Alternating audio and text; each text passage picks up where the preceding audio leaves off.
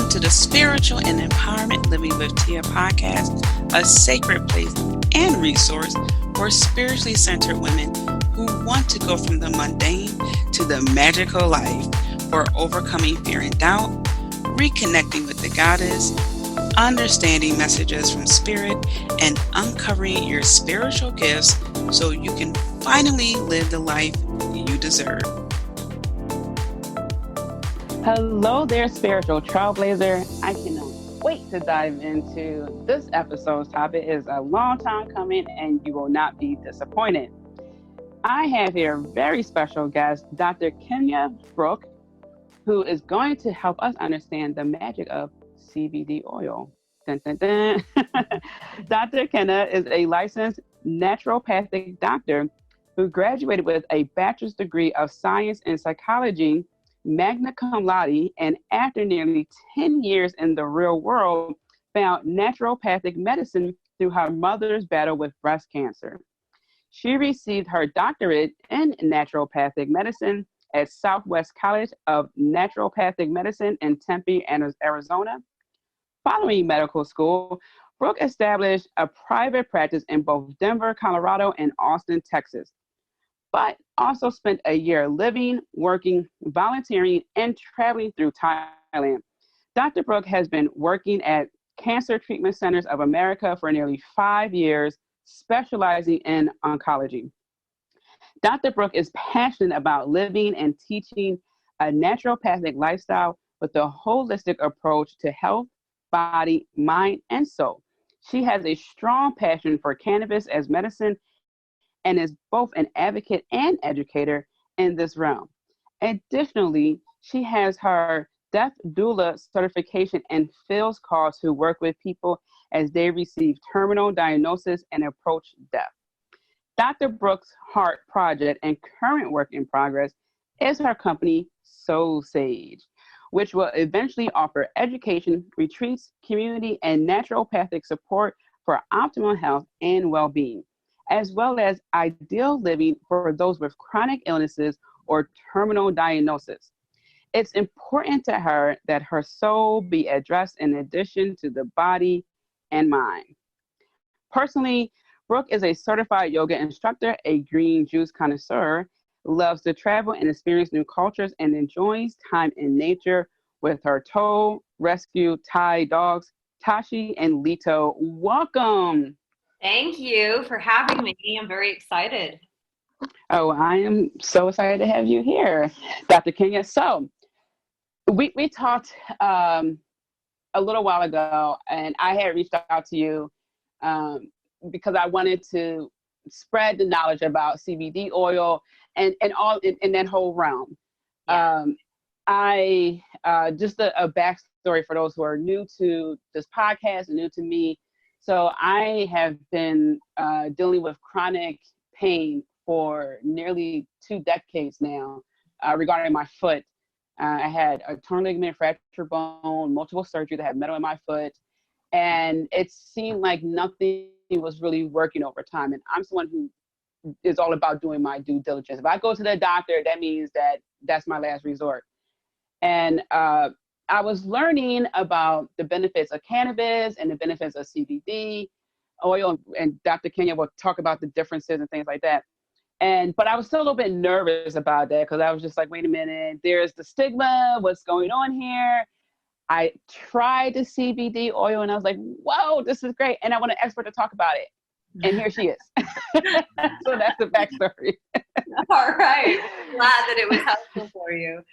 And you're not alone. I mean, most people are intrigued by it and they hear about it. I mean, right now CBD is everywhere, including in drugstores or convenience stores. And I don't necessarily recommend that you just get your CBD from anywhere, but so many people are drawn to it and interested in it, but also there is that stigma of, well, this comes from cannabis or marijuana, as most people like to call it, and it might be illegal, and is it safe, and is it going to make me high? And so there's so many things that so much misinformation out there that part of what my role I feel like in this lifetime really is to help educate people on cannabis, because cannabis has amazing potential benefit, not only physiologically for our physical well-being, but also I think for our souls and spirits and helping to just expand consciousness as well, which is something that I'm certainly interested in diving into at some point also. So to start with, really, primarily I'll do my best to focus on CBD, but when we look at cannabis as a plant, the thing that I find really interesting that most people are completely unaware of is that we actually have in our body a system called the Endocannabinoid System. And basically, this was discovered in the early 1990s. It's still not being taught in most medical schools.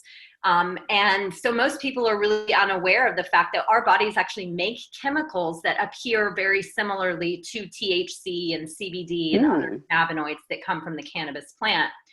The responsibility of the endocannabinoid system in the body is for something called homeostasis, which is basically balancing of both the nervous system and the immune system.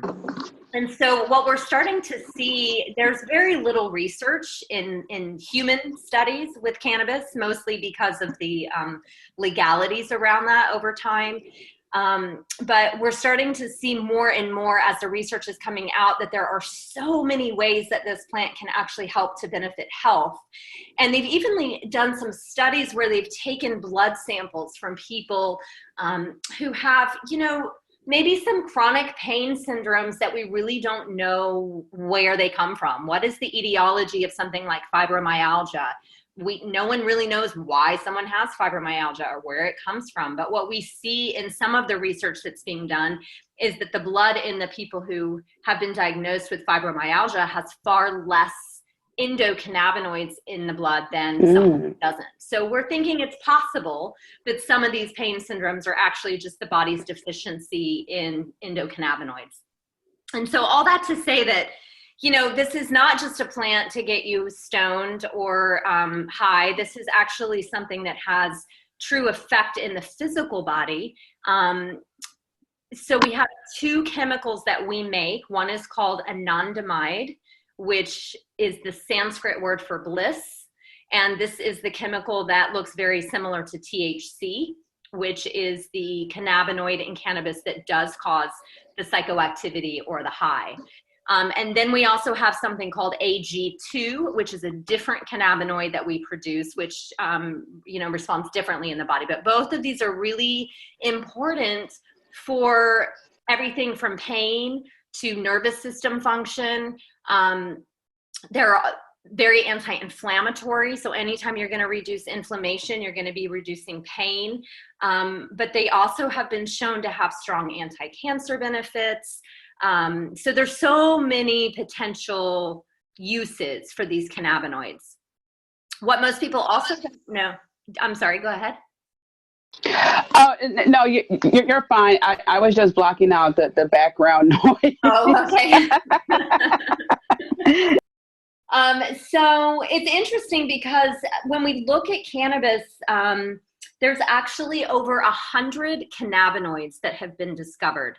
And we don't know a lot about many of them, but we obviously know a lot about THC. We know a lot about CBD, which stands for cannabidiol. But we're also starting to learn a lot more about things like CBG, which is cannabigerol, and Cbn, and CBC. So there's lots of different cannabinoids, and they all have similar but also different effects in the body.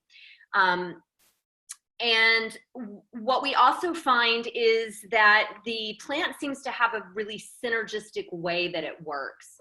So when you look at things like CBD, CBD is legal right now in pretty much across the country. CBD, technically, to be considered CBD, it has to come from a hemp plant as opposed to cannabis. And I'll explain the differences there in a minute. And it also has to have less than 0.3% of THC in it. Now you're able to get both CBD as an isolate and also CBD as a full spectrum. An isolate basically means that everything has been stripped from the plant except for the CBD. And so in that particular type of supplement or tincture, you're not going to have any of the THC in it. But if you have a full spectrum, you're going to be getting all of the cannabinoids, which will have primarily CBD, but then you'll also get that below 0.3% THC. And you're also getting something called terpenes. And the terpenes are the essential oil component of the plant. So terpenes have their own medicinal benefits in and of themselves. Some can be anti-inflammatory, some can be sedating, some can be energizing. You think of things like lavender, that a lot of people will use lavender essential oil to help relax them. It's an anxiolytic, it's calming to the nervous system, and it can also help to change brain waves into a sleep pattern. So a lot of people use that for sleep.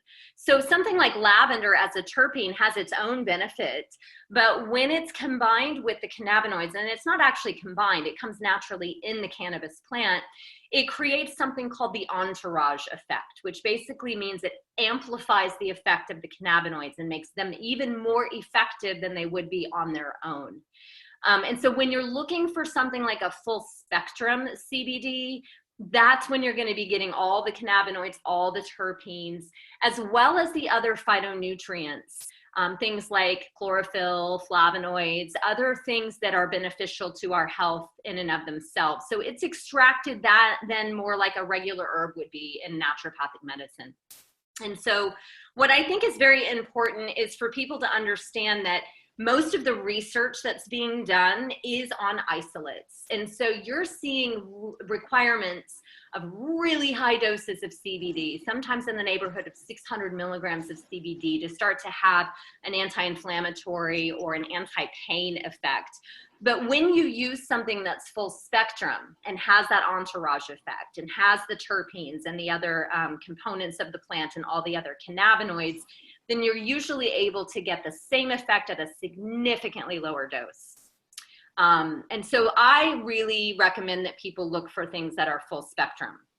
The other thing to consider when we look at hemp versus cannabis is that hemp is the male component of the plant, and cannabis is the female portion that creates more of the buds. And when you go, say, into a dispensary in a licensed state, and you see all these different names, all these different types of cannabis, everything from wedding cake to blue dream to purple haze, like these are named based on their smell and on their color and often the effect that they have in the body.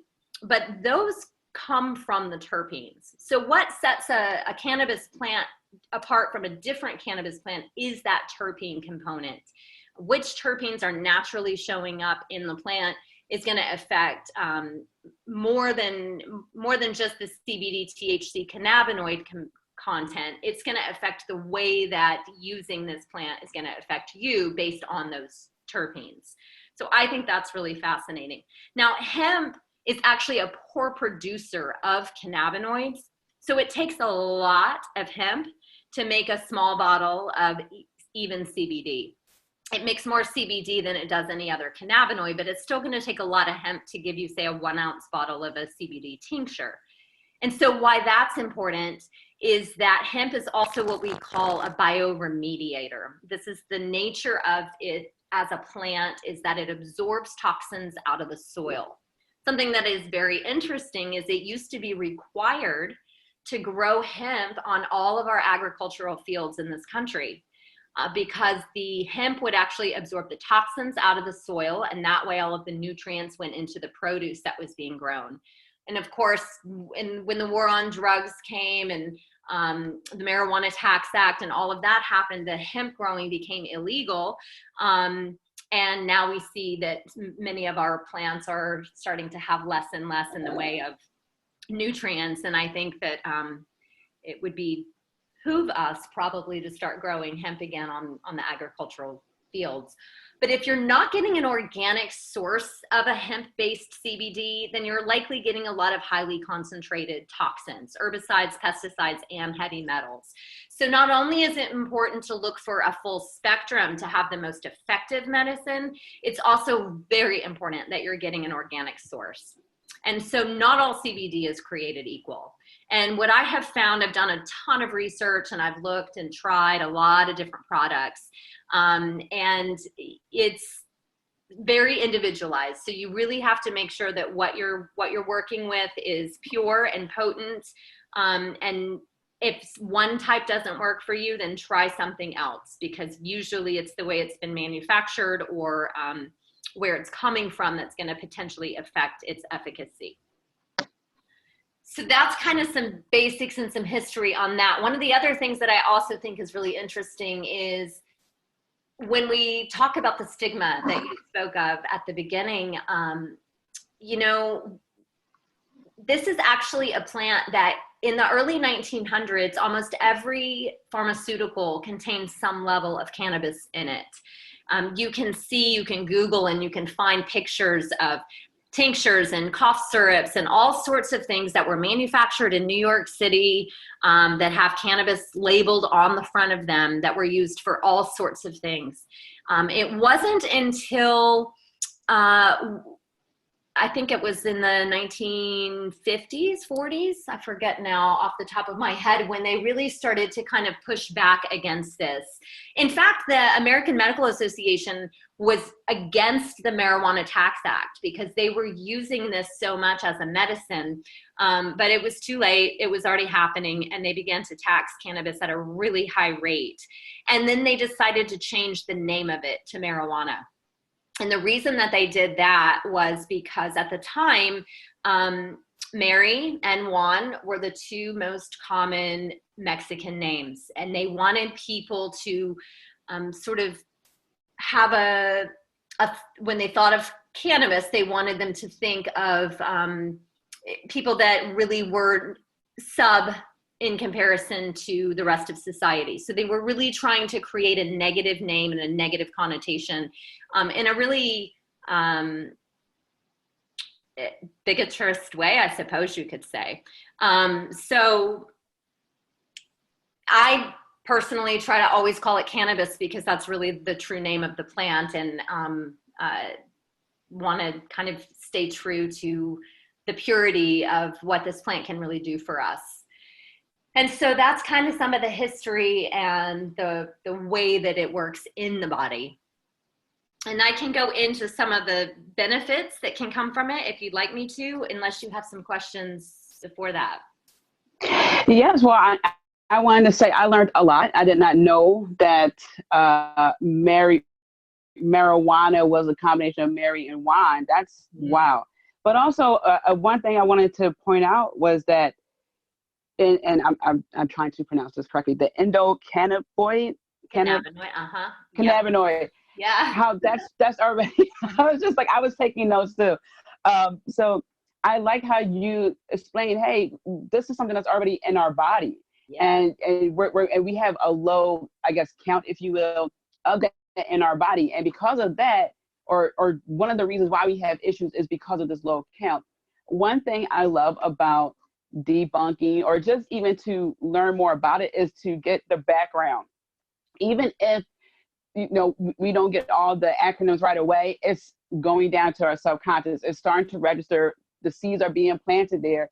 And the best part about it is that you can always re-listen to this episode and do some of your own research, by taking notes, which is what I always advocate for. So I'm really grateful that you broke it down that way, because one thing I want people to know is what this actually means. The background is so important. It probably is most important, if not,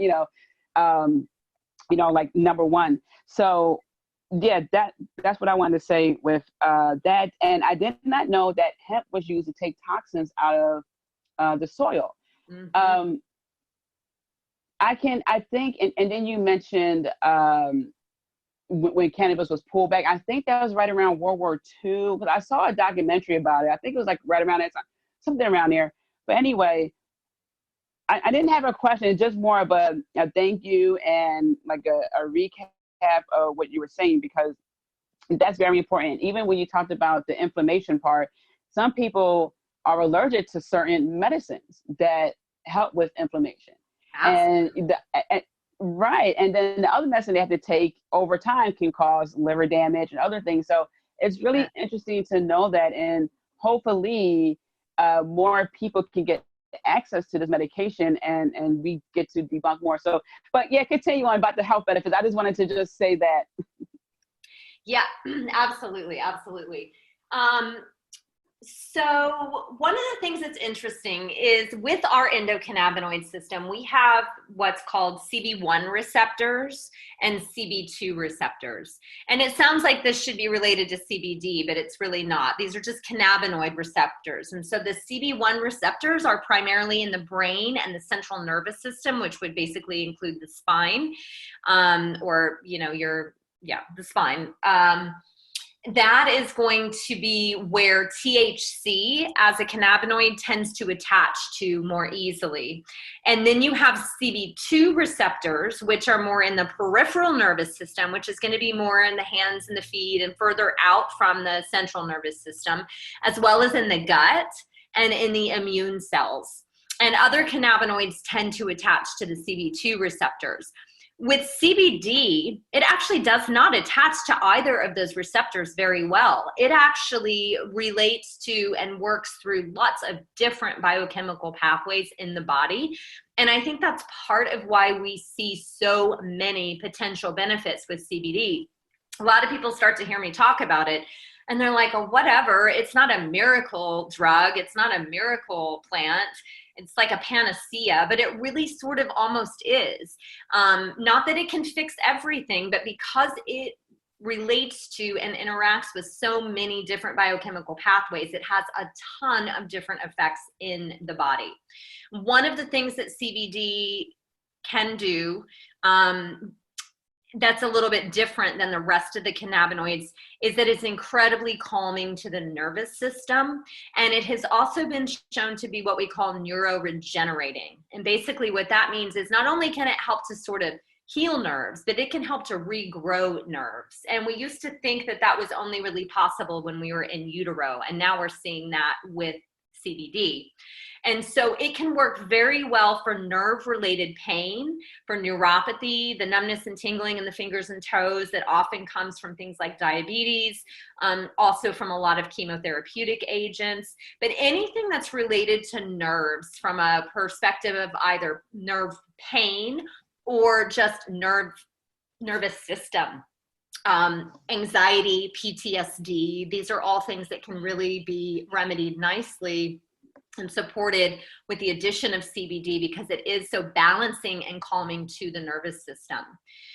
When we look at all of the cannabinoids, whether it's THC, CBD, CBG, these are all anti-inflammatory. So they all tend to help with various types of aches and pains. Anytime we decrease inflammation in the body, it helps with pain, but it really helps to decrease the potential of any disease state because inflammation often leads to more damage to tissue and more potential for disease.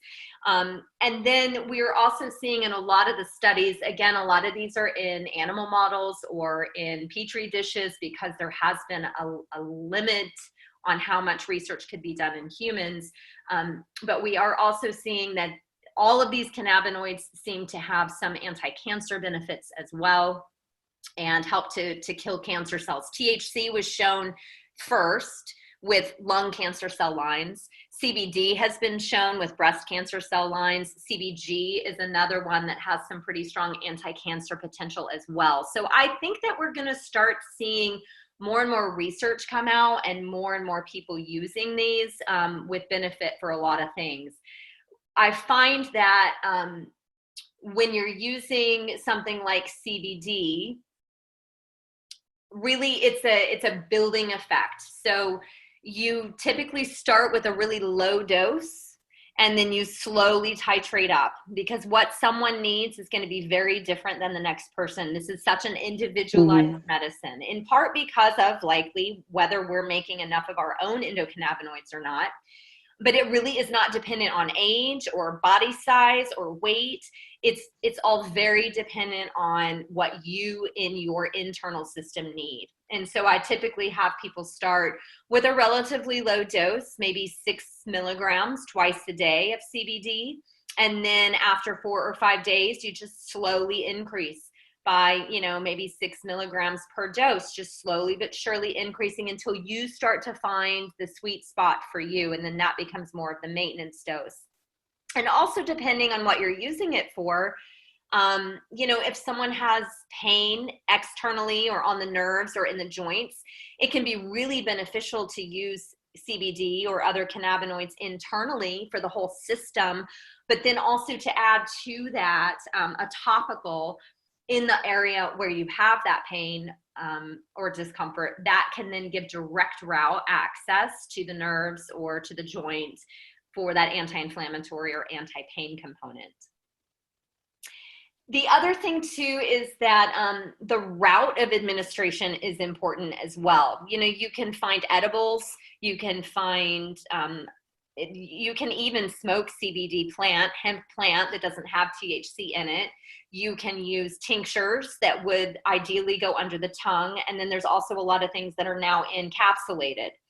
With CBD, really all the cannabinoids, but your greatest and fastest route of absorption is through an inhalation. But a lot of people don't want to do that. It's harder to titrate that way. And then, you have the actual smoking aspect that a lot of people don't like. The next fastest or greatest absorption route would be under the tongue, sublingually. And so that's where you're finding most of your tinctures. Ideally, your tincture is something that you can put under your tongue, let it sit there for a minute or so before you swallow.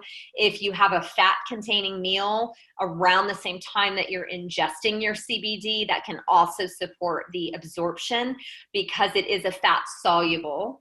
All of the cannabinoids are fat-soluble. Then the third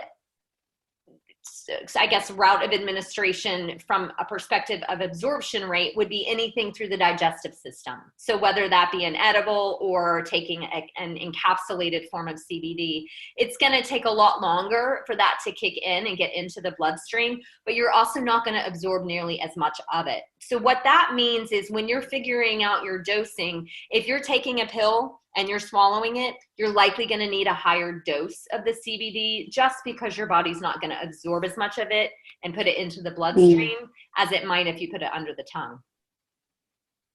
Got it. I was going to ask you if there was a test you can take to figure out your levels before you get CBD. There is not at this point anyway. Hopefully that's something that we end up with down the road.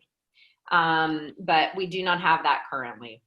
And really with CBD, because it affects so many different parts of the body, I'm not even sure. We have the 2-AG and the anandamide are the two cannabinoids that we make internally that we've discovered. Neither of them really act just like CBD. So perhaps we just haven't discovered the cannabinoid that we make that's similar to CBD. But who knows? Maybe that's coming down the road. What I do find interesting is that what we do know about it, when THC was first discovered, when the endocannabinoid system was first discovered, all of this research has actually been funded by the United States, but it has been funded outside of our country. So a lot of this was discovered in Israel, but the US was actually paying for the research. So I find that to be quite fascinating. Yeah, that is fascinating. And you answered the question that I was going to ask you.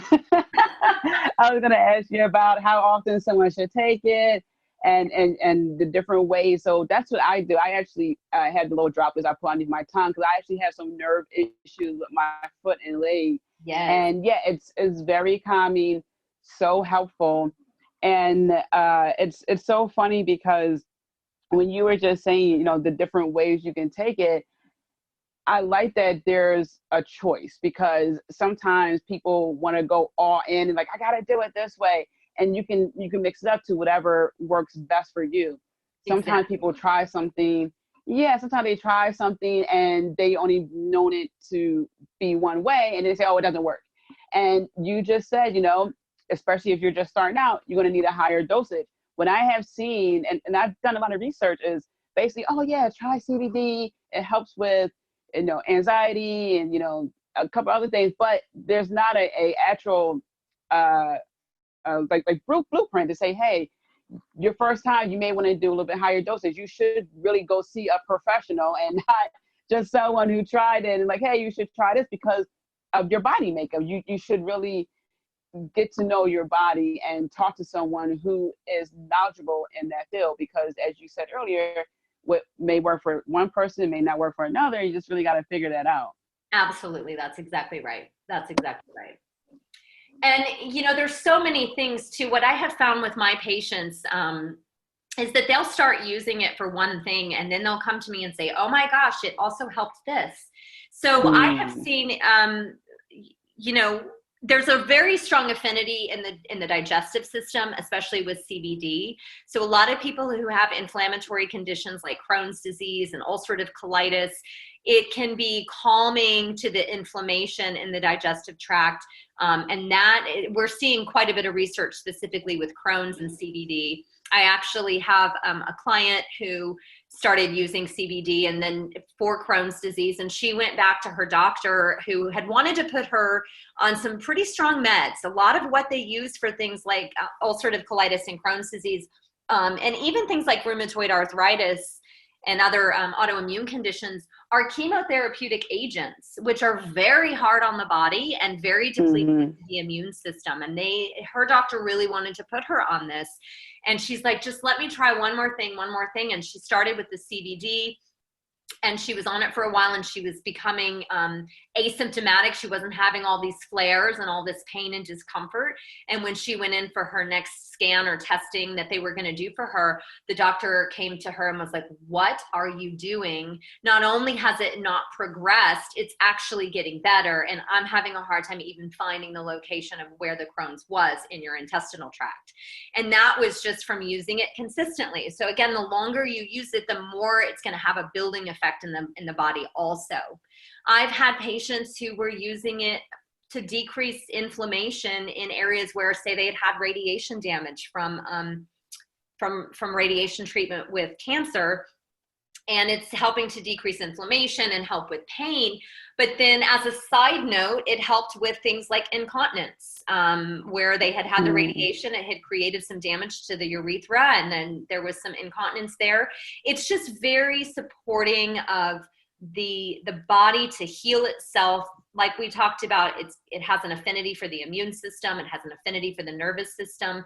And so it can be used for physical. It can be used for the mental, emotional. It's been shown to help decrease trauma memories.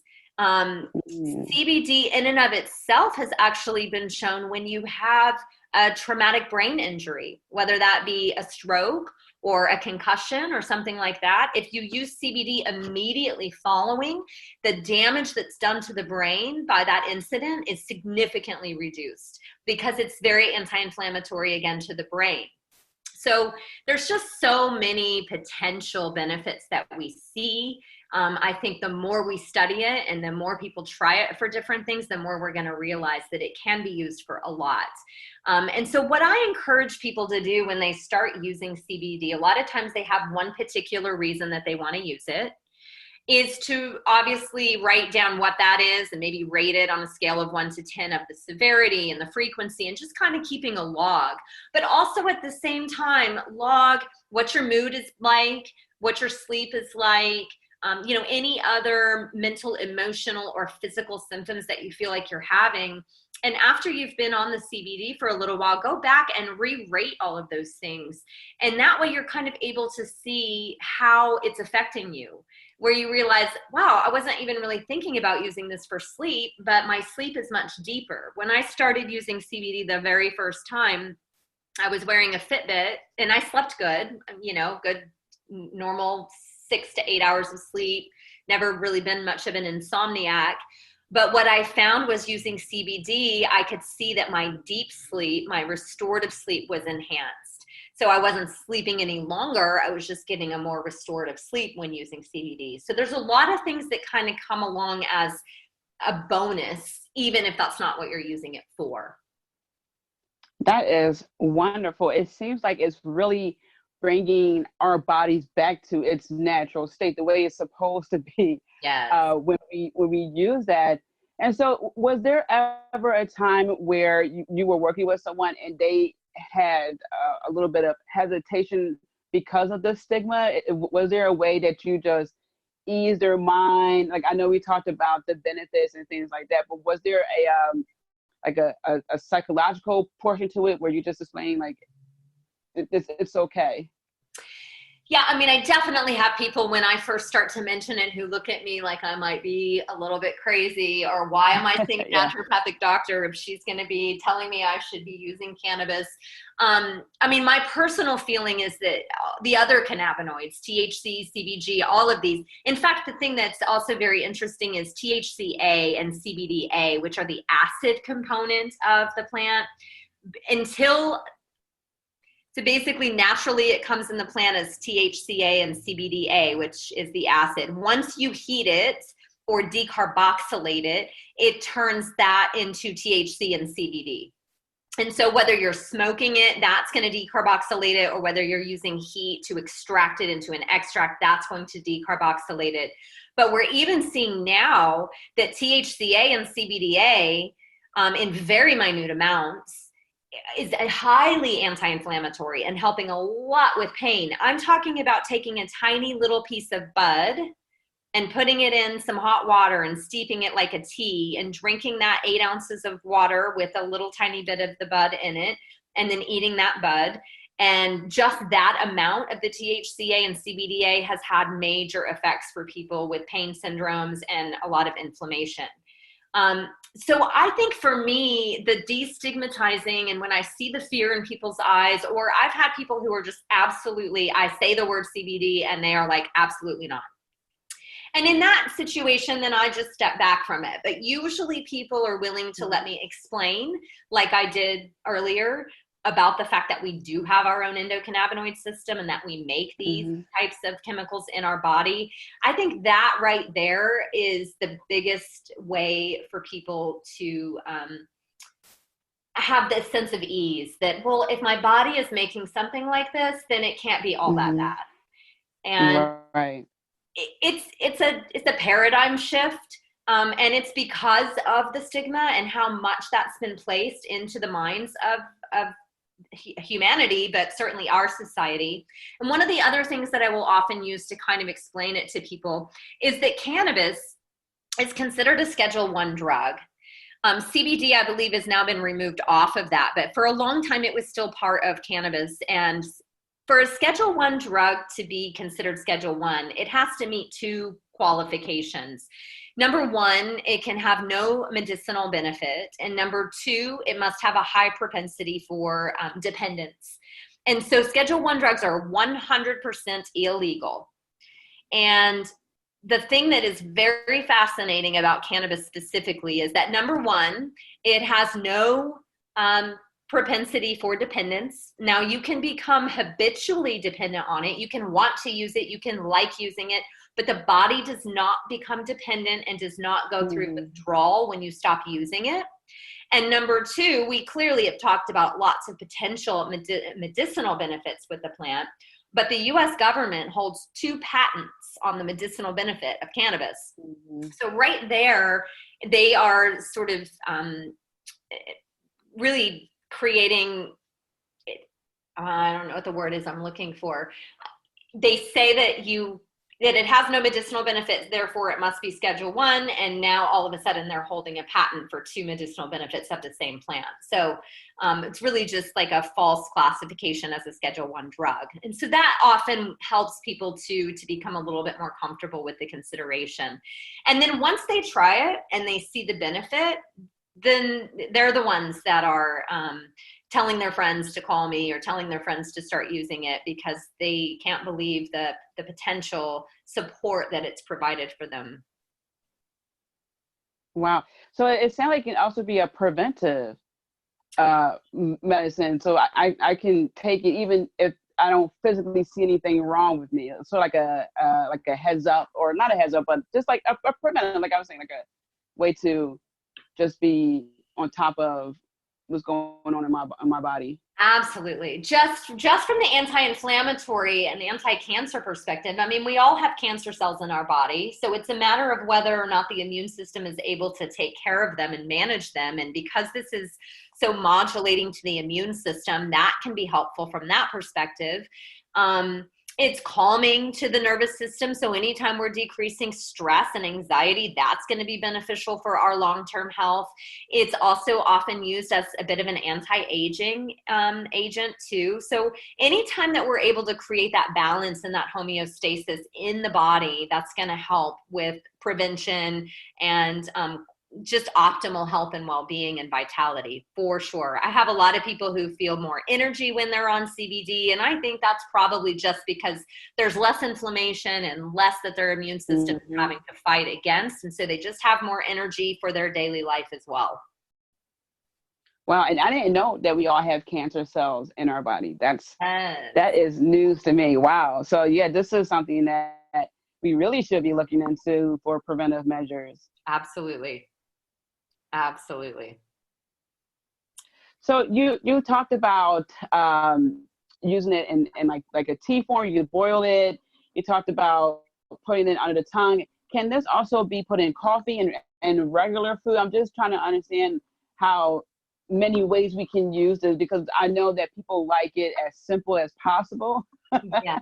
So I'm wondering, are there other ways we can use this in our day-to-day activities?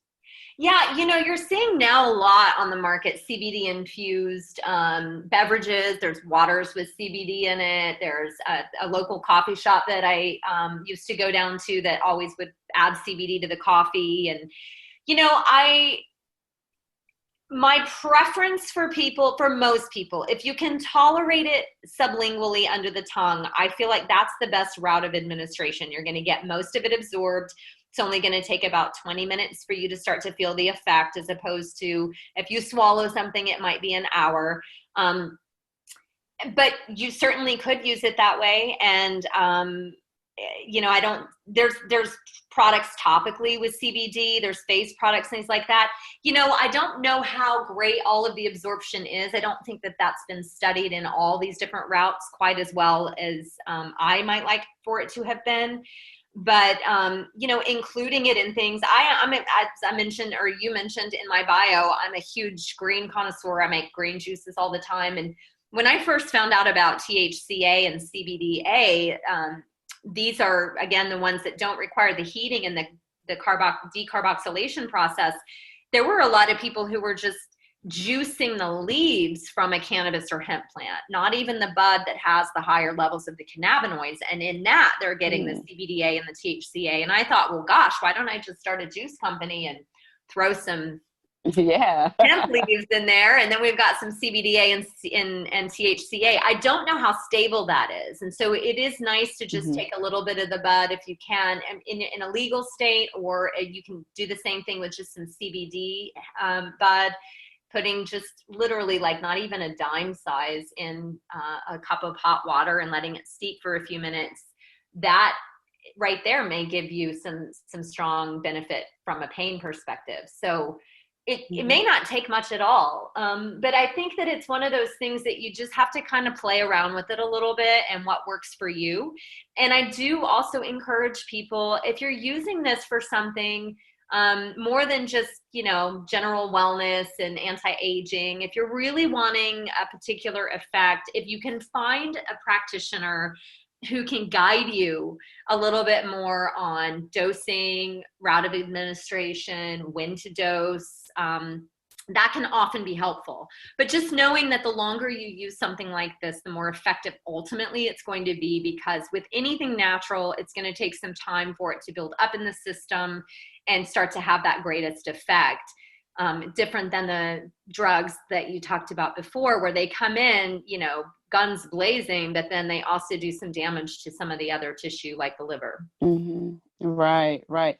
So we talked about this in a previous conversation before we started recording, fake CBD, and how people are, selling it. And we talked about how we can possibly spot what's fake and what's not. And I know you talked about going to a professional is the best way, but how can someone spot that? Yeah, well, I mean, you really have to do your due diligence and your research, because there have actually been some companies that have been pulled off of the market, including one that was pulled off of Amazon. So even just trusting something like Amazon isn't good enough. And the reason that they were pulled off, they actually did contain CBD, but they also had really high levels of toxins in them. So my first thing that I tell people is, number one, look for organic. If it's not organic, then you absolutely do not want it. Number two, make sure that it's full spectrum. Ideally, if you can find a CBD that comes from a cannabis plant as opposed to a hemp plant, it still falls under the hemp classification because it has less than 0.3% THC in it, but you get more of the other cannabinoids that way and the terpenes, and it tends to be, in my opinion, a little bit more of an effective medicine because you do have the entourage effect and all of those other cannabinoids that have their medicinal benefits as well. So, I mean, I can certainly share with you, there's a company in particular, I've done a lot of research, and I had a lot of patients who came in using all sorts of different CBD products, and some were working for them and some were not. And so I took it upon myself to really start to dive in and figure out what I might recommend, so that I could sort of stand behind it and know what to expect with my patients. And so there's a company that I promote called Flower Child CBD, and you can get access to their products online through successwithcbd.com. They also have CBG, which again is that cannabigerol. And I tend to see that working better with pain that's not as well covered by the CBD. So things that are not as much of a nerve pain, sometimes the deeper pains, CBG can be very helpful for. CBG is also very good with focusing the brain. So some autistic children have become verbal after being nonverbal with CBG.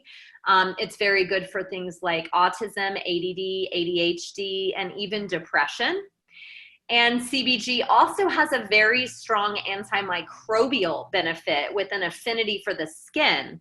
And so they actually just put out a CBG hand sanitizer that also has some lavender and tea tree oil in it, which tea tree oil is also antimicrobial, which is fabulous. It's in a spray bottle, so you can spray it on your hands or spray it on your face, spray it on your shoes, and it smells amazing. So the part of why I really promote them and like them is because they are a little bit on the cutting edge here, and they are looking for opportunity to bring other cannabinoids into the market. So they have CBD, CBG, and combinations of the two, so that you can use them both as a tincture and as salves and things like that as well. So again, that website is successwithcbd.com. But I think if you are this is my perspective. When I look at a CBD, if I can look at the inside, if I can see the actual oil itself, and it's dark in color, kind of a brownish color, then I trust that tends to be a little bit of a more potent, stronger CBD, as opposed to a lot of them that you'll see that are really clear. And when they're clear like that, for me, that indicates that more of the plant material itself has been extracted out. Now, if you have a 350 milligram tincture of CBD, it's going to be lighter in color than, say, a 1400 milligram tincture of CBD, just because it's the same size bottle and you've got, 3 or 4 times the amount of CBD in the same size bottle. But I just think that often has been an indicator for me as to a potent medicine versus something that maybe not as strong as you might have thought. The other thing that you can do is ask for what's called a certificate of analysis. And this is a third-party testing. Not everyone does this. But what they do is they send out their product to a lab that tests it, not only for the purity of it, they're testing for things like heavy metals and herbicides and pesticides, but they're also testing for the cannabinoid component, so that you know that this particular product has the CBD and then all the other cannabinoids in the amount that they indicate on the label that they do. And even some of them will test the terpenes as well. that can start to get expensive. So they don't necessarily test that for every single batch, but a lot of companies will test the cannabinoid content and the purity of each batch, so that you know that you can kind of hang your hat on that and trust that. Nice. Yes, that I know will ease a lot of people's mind. So for me, when I first used the CBD, again, it was just the oil that I put a couple of droplets underneath my tongue. I felt very calm. Yes. So for people who are trying it the first time, should they try it at home? Because I was calm, but would that maybe make another person fall asleep? Not typically. Now, I have had one or two people who are just highly sensitive and they feel like they're tired. My personal opinion is that it's not actually sedation that they're feeling. It's just a calming of their nervous system. And they're so not used to that it makes them feel tired, because the body's actually relaxing. CBD is very calming to the nervous system, but it is not a sedative. So I don't always think of it as something that's going to make you sleep. I do think that it helps with the quality of sleep. For some people, CBD is a little bit more energizing for them. And so they find that it actually disrupts their sleep if they use it right before bed. What I normally recommend is that people start at night before bed, just because for most people it is calming. But I do think twice a day is a good way to use it, so that it's kind of in the system throughout the day. So a morning dose and then an evening dose, and then slowly titrating up every 4 or 5 days, just increasing that dose a little bit more until you notice those benefits. But I do expect the CBD to be calming, but not necessarily sedating. Now, CBN, which is a different cannabinoid, we're slowly but surely starting to see some products come out on the market with CBN in it. CBN actually comes from old cannabis. It actually has to kind of be out. And a lot of times you'll find it from the Caribbean countries, because it's since been out in the sun and in the heat for so long that it denatures it and turns it into CBN. And CBN is very sedating. So a lot of people who have access to that in some of the more licensed states will use that for sleep, and CBD for anxiety. Got it. Awesome. Yeah, because it was just such a relief. I just remember feeling like, finally. It was just like a yes. Okay. You know, one of the things, I have a CBD inhaler that that Flower Child used to have, which I love, and they don't carry that anymore. But the very first time that I ever used it, and then I sat down, and I realized it was like my body was able to just exhale. It was like this deep sigh, but not just from my lungs. It was like my whole body just sort of sunk a little bit into the seat, just feeling like, yes, this is what we needed. And right, finally. Yeah, it's really amazing. And that's one other thing that I would highly encourage people. If you are looking to try something like this, don't just throw it in your mouth while you're, running out the door to go pick the kids up and run your errands.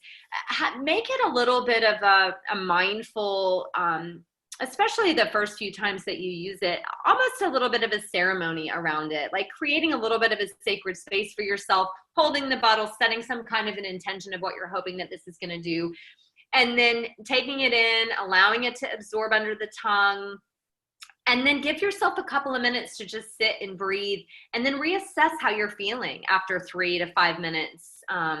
Do you notice that difference? Do you notice that you're able to breathe a little better, that you're feeling a little happier, that you're feeling a little calmer? Because I think sometimes when we mindlessly ingest things, they don't necessarily have the same effect as if we really set that intention and support it on an energetic level, as opposed to just on a physiological level. Right. Yes, because I can tell you, it definitely was like a sigh of relief, just finally very calming. Yes. And I'm glad that I personally got over that hump of the stigma. Yeah. For me, it's just, I'm all about getting educated, because I just feel like the more you are educated about something, the less someone else can tell you about it. So if someone does want to take CBD and another person comes along and tries to tell them, oh, that's horrible, that's wrong. They have enough knowledge to say, no, it's not wrong. And here's why, because I listen to Tia and Dr. Kenna. That's right. And this is why. So this is why I'm so grateful that you're doing this, because this knowledge needs to be spread. And it's becoming a little bit of a trend in certain areas. Like I would see it on Instagram a little bit, but it's there without the knowledge. And it may look cute to, say, oh, I'm taking CBD, but there is a lot of benefits for us. And if we just make the time to learn about it, like you said, when you consciously ingest it, when you consciously take the CBD, give yourself a couple of minutes, it works even more, as opposed to just taking it and running out the door. So you use this time to, hit the rewind button, take some notes, do more research, go to, and I'll put the link in the description. I wrote down successwithcbd.com. Go to these spots where there are professionals for you who can answer your questions. That's why I asked Dr. Kenna, hey, what's it like for someone, or typically, what's it like for someone when they take it the first time? So you're not tired, you're just finally relaxed. That's right. Okay.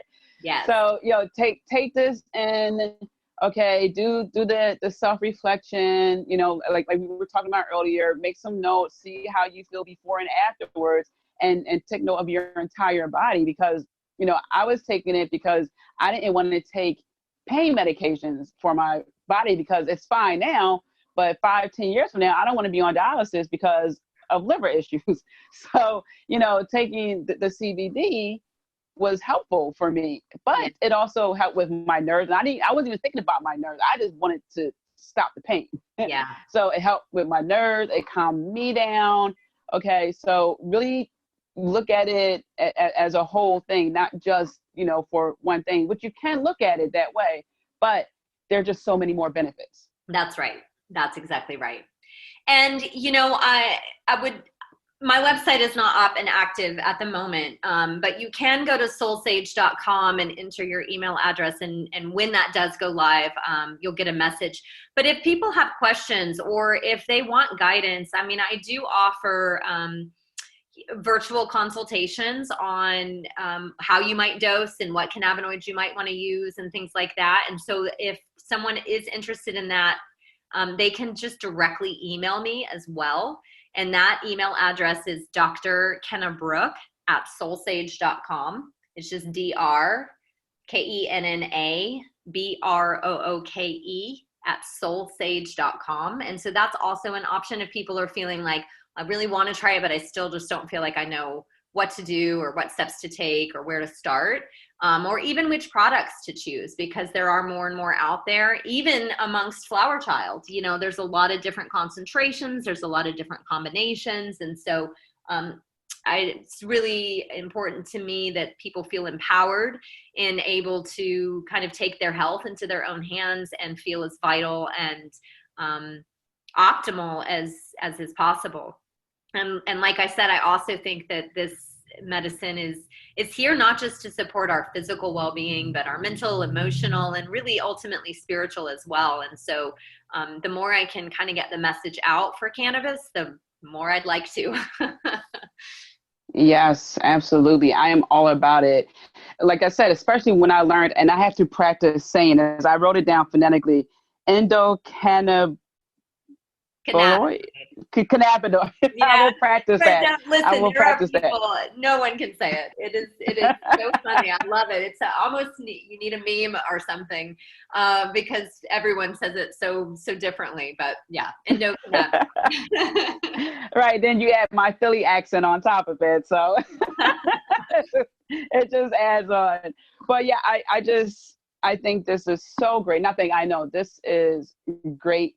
That the knowledge here is definitely going to be beneficial for generations to come. And I feel like now that CBD is getting its due time, I guess now, hemp, cannabis, all that, the knowledge is finally be more upfront. I feel like it's been waves in the previous years, but I feel like now it's going to be here to stay because of the direct person-to-person knowledge. Like now we have Instagram, we have all our social media that we can spread this knowledge. We have our blog, we have podcasts now, so people don't have to get their knowledge from the media or just like one circuit. We have direct doctor to podcast right here giving you the information. So I think with that, more and more people will vouch for its benefits and the fact that it's a natural property, as a plant. I think more and more people would say, hey, look, you know, some of these laws, some of these thought processes, that has to change because we have proof of how it works. And the side effect is you get healthier. Yeah.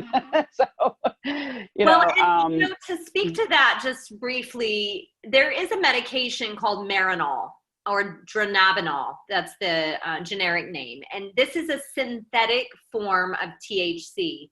And it is, you can write scripts for this if you have a patient who has cancer and has a very poor appetite and is what we call cachexic, where they just can't eat and they're losing a ton of weight, or for people with AIDS. That's basically what it is approved for. And what I find is that a lot of my patients who have been prescribed this medication, it doesn't work very well for them. And also when they take it, because it is THC, and they take it through the digestive tract because it's a pill, when THC goes through the liver, which it does when you take something through the digestion, first it goes to the liver. The liver creates a more psychoactive metabolite. So the THC becomes even more psychoactive when you swallow it. And so these patients find that it doesn't really help with their appetite and they feel totally stoned. And then I'll have some who will say, but my son brought over, you know, a little bit of actual cannabis, or a family member or a person down the street, or I got a gummy, or whatever the situation is. The pure stuff that came from the actual plant, however they ingested it, worked for them. And now all of a sudden they had the appetite and they weren't as stoned and they actually felt kind of happy. So I just think that most of our medicines in the world were originated in nature. And then we have found a way to make it into a chemical and patent it and make money off of it. But it often doesn't work as effectively because you're missing those synergistic relationships between all the components of the plant, just like we talked about with isolate versus full spectrum being more effective when you've got every component of the plant working together.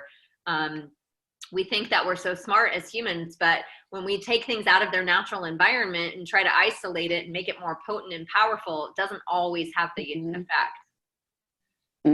Exactly. If it ain't fixed, or how to go, if it ain't broke, don't fix it. That's exactly There you go. Right. Mother Nature knows much better than we do. That's for damn sure. Exactly. Any final words? I'm just really grateful for this opportunity. And if you have any inkling, any kind of attraction or desire or thought to try cannabis or CBD for some health condition, I highly encourage you to consider it. I do think it's important that you do the research, that you know what you're getting, that you're using a pure and potent product. But there's so much potential that this plant has to offer. And I really feel that she wants to support our health and our evolution as a species. And so by all means, learn what you need to learn, but give her a try. Amen to that. All right, everyone. I am sending you so many blessings. I am rooting for you as always. Be kind to yourself, and I'll see you in the next podcast. As always, Spiritual Trailblazer, thank you for tuning in. Do make sure to stop by and visit me at tiamariejohnson.com. Also, don't forget to subscribe. Last but not least, be kind to yourself. I'm rooting for you, and I'm sending you so many blessings. Until next time.